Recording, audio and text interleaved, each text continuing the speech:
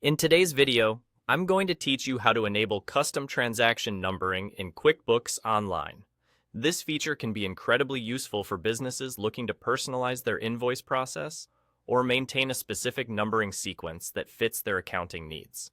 So, let's dive right in and get this set up together. First, you'll want to begin by focusing your attention on the gear icon, which you'll find located in the top right corner of your QuickBooks Online interface. This icon is your gateway to a variety of settings and customization options, allowing you to tailor the software to suit your specific business requirements effectively. Go ahead and give that a click.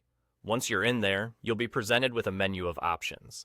You'll want to select Account and Settings. This section is where you can manage many of the deeper settings in QuickBooks, including those relating to your business's sales and transaction processes. Let's continue by clicking on that. After entering the Account and Settings area, direct your attention to the left panel, where you'll notice various categories listed. From this list, we're going to click on the Sales option.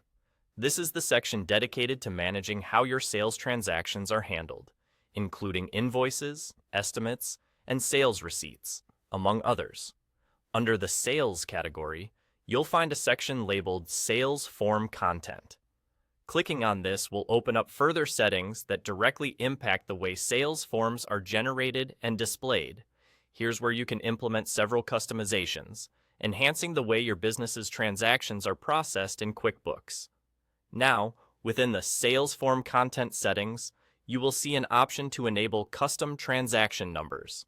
What this does is allow you to edit the transaction numbers on your sales forms, providing a layer of personalization or precision, whether you're starting fresh or want to continue with an existing sequence.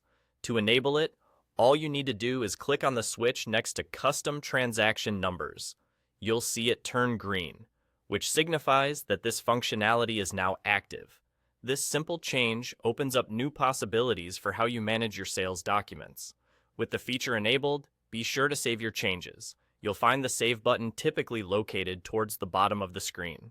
Just click it, and with that, you're all set. From now on, anytime you create a sales transaction, like an invoice or sales receipt, you'll have the ability to edit the transaction number. This can help keep your records accurate and aligned with any internal numbering systems you may already have in place. And there you have it, your guide to enabling custom transaction numbering in QuickBooks Online. Thank you for watching.